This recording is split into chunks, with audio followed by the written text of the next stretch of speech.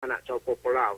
ที่เบี้ยวสัญญาในมือวันที่11 1973โอ้ฉะนั้นทุกคนมีสิทธิ์ที่จะยืนฟ้องร้องแอดอัพจากการเฮ็ดเฮียริ่งในมือวันที่เก่าผ่านมานี่ตัวข้าพเจ้าเองก็ฮู้จักกันน่ะ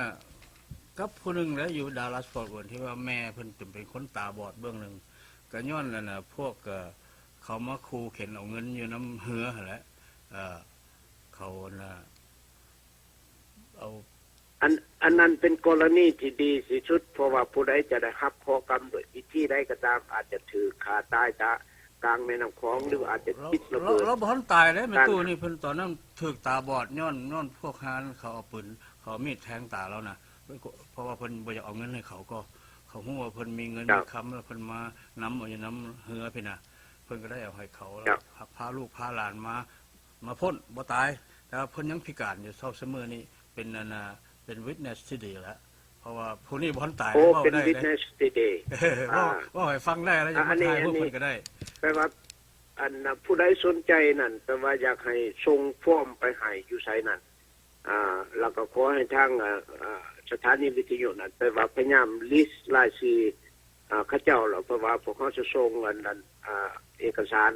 โอ้ดีฟอร์มที่จะต้องกรอกนั่นไปให้คือเอาท่านบุญท่านมีความมีหยังสิเว้าท่านดร.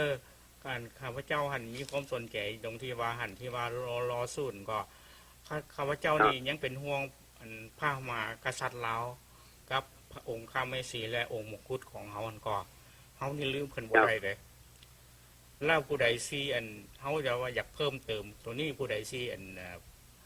เพิ่มเติมเขตที่เคยให้เพิ่นหรือว่าแม่นโอ้ประเทศพอให้อันนั้นทั้งคณะรัฐบาลฝ่ายขัวพระราชอาณาจักรลาวซึ่งว่าข้าพเจ้าเป็นรีเพรสต่างปัจจุบันนี้ได้ยืนไปแล้วรวมในจำนวน 1,835 เคสนั้นรวมถึงพระบาทสมเด็จพระเจ้ามหาธิเบศรองค์เอกอัครมเหสีแล้วก็องค์มงกุฎราชกุมาร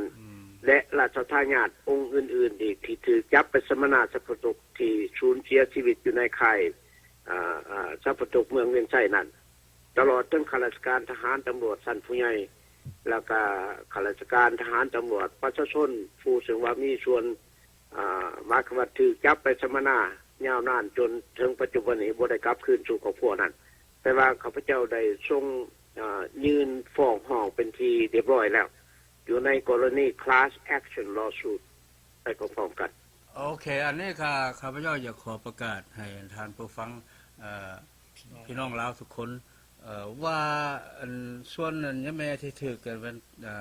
เขาแท้งตาบอดหั่นข้าพเจ้าสิไปติดต่อหาเองดอกเพราะว่าฮู้จักกับเพิ่นดีแล้วสิถ่ายรูปออกมาเป็นวิทเนสอย่างดีแต่ว่าขอประกาศให้พี่น้องทุกคนที่ว่ามีกรณีใดที่ว่ายังบ่ได้เผยออกมา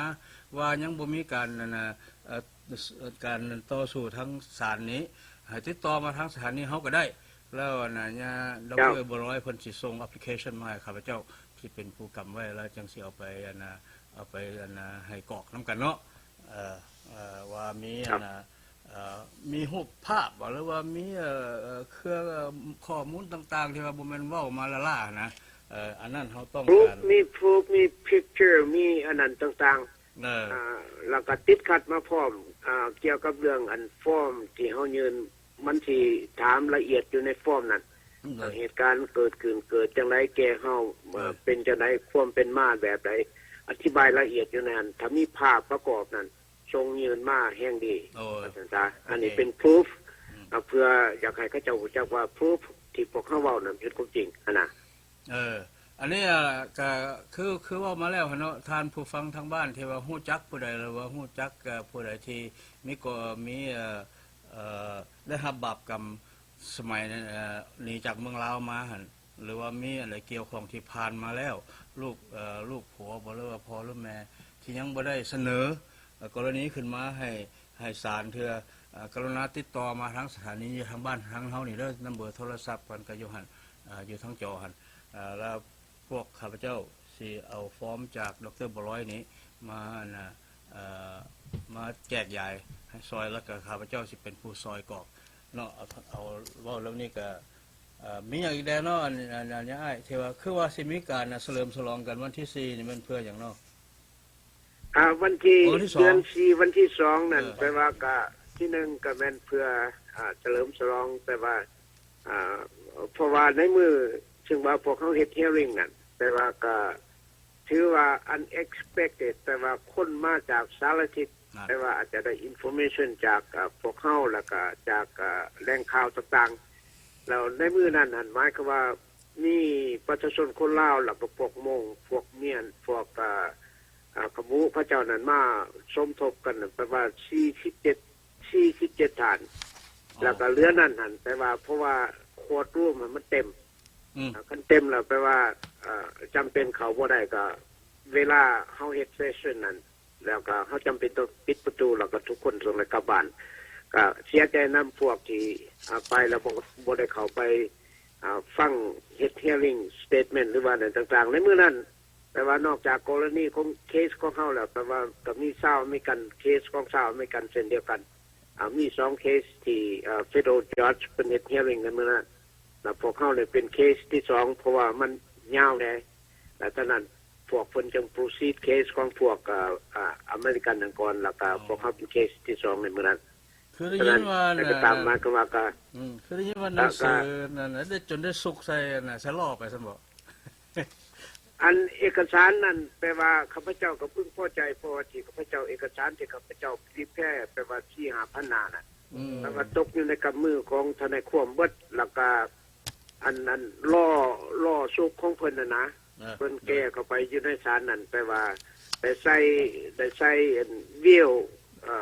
บักซีล้อแก้พุ่นแหละประชาชนและฉะนั้นท่านขอให้พี่น้องจงพึงพอใจว่าพวกเขาบ่ได้อยู่ในท่าที่โดดเดี่ยวปัจจุบันนี้เลยเรื่อง legality เรื่องอะไรต่างๆแล้วก็พวกเขาก็เลยรายงานองค์การสหประชาชาติรายงานในสภาร่วมยุโรปรายงานในสภาร่วมยุโรปเอเชียแล้วก็พร้อมเดียวกันหั่นทุกสาขาที่พวกเขากำลังเดินแต้มอยู่ปัจจุบันนี้เพราะว่าเขาได้ notify ให้แต่ละภาคส่วนนั้นเข้าใจนํว่าเคสของเราเฮาปัจจุบันนี้ได้นํขึ้นสู่ศาลยุติธรรมของสหรัฐอเมริกาเป็นที่เรียบร้อยแล้วและกำลังดำเนินการอยู่ปัจจุบันนี้ถ้าผู้ใดหากนะครับข้อกรรมต่อเหตุการณ์ที่กับพวกข้าพเจ้าได้กล่าวมานี่ขอให้ซับมิตเอกสารเข้ามาเขายังเพิ่มเติมขึ้นมาอีกได้อยู่ว่าซั่นยังบ่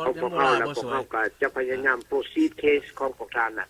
เพื่อซับมิตให้ทางทนายความนั้นพิจารณายื่นฟ้องร้องต่อไปในกรณีที่ว่าจังซี่นี่ในกรณีที่ว่าจังซี่นี่ที่ว่าลูกหลานข้าพเจ้าที่เห็นมานี่พ่อแม่เราเป็นเสียตาไปเครื่องนึงนี่นะอันน่ะสมมุติว่าเราส่งแอปพลิเคชันเข้ามาแล้วเพิ่นสิได้อันน่ะได้เงินอยู่บ่ขนาดสมมุติว่ายามใดสมมุติว่าเพิ่นได้ถึก15โกดโอ้โอเค$15,000 ล้าน5โกด15,000 ล้านเฮาสิสู้แนวลาวนั่นเพราะว่าเขาฆ่าคนครึ่งประเทศเด้15,000 ล้านแล้วมันสิตกส่วนแบ่งไผเท่าไรก็เรื่องของเรื่องแต่ว่าเขาสิฟ้องแนวลาวจนให้มันแบ่งรับสิไปในตัวเลยนะการเงินของจิมมรีท้องเสียงอยู่ใส่ก็สิไปเอาหมดแล้วเนาะเฮาก็มีสิทธิ์อายัดทรัพย์สินเข้าตัวสิฝากเท่าใดบ่ได้ก็ตามเขาสิไปเอาไปไว้ใช้ก็แม่นก็แน่นอนแหละ CIA ก็ต้องฮู้จักเบิดแหละเรื่องสิโอ้แล้วเห็นว่าเพิ่นบ่ฝากแบงค์เลยพวกนี้เอาไว้ในเฮือนนั่นได้บ่แม่นบ่ไว้ในเฮือนก็เอาไว้แล้วแต่ว่าสังขยาแหละแปลว่าเฮาก็สิฮู้จักเบิดนั่นแหละเฉพาะเพิ่นปลูกเครื่องรางบักใหญ่หมดมือมันนั่นปลูกเครื่องรางบักใหญ่เขาฮู้จักตัวเลขเด้โอ้เอา15,000ขอถามแม่งเด้อโอเคอันนี้บุญทันมีคำถามท่านก็ได้ขอถามอีกครั้งนึงอีกว่าเมื่อเวลาถึกว่าใหม่กับแบบนึงเห็นบ่วันนี้ถึกสมมุติว่าเขาเจ้าบ่จ่ายเฮาเพิ่นจะติดคุกหึงบันไดเพราะว่าเขาอยากให้พี่น้องเฮาหันได้รับรู้ว่าการทำมันต้องมีบาปมีกรรมมาหันว่าใส่คุกหลายบันไดคันว่าฆ่าคนแบบนั้นแบบนี้ก็ขอให้ทานชี้แจงให้พี่น้องเฮาฟังเบิ่งว่าพี่น้องเฮาข้าพเจ้ากำลังประชุมเกี่ยวกับเรื่อง torture act torture เลยนะ torture act ทรมานว่าเขามีสิทธิ์สู้ผู้ใดผู้หนึ่งอาจจะเป็นประธานประเทศอาจจะเป็นนายกอาจจะเป็นรัฐมนตรีแต่ละกระทรวงสมบงกรมเดือนต่างๆแต่ว่าถ้าเฮาหากยื่นฟ้องร้องเขาเจ้าแล้วนะก็แน่นอนที่สุดหมายความว่าถ้าว่าทั้งศาลหันตัดสินว่าเขาเจ้ามีความผิดนั้นแต่ว่าถ้าเขาเจ้าหากก้าวขาเข้ามาเหยียบพื้นแผ่นดินอเมริกานั่นแต่ว่าเขาจะต้องเสิร์ฟวอรันต์หมายความว่าหมายกอจับ เขามีสิทธิ์จับเขาเจ้าได้ใช่บ่ โอ้คันผู้ใดเข้ามาอเมริกาแปลว่า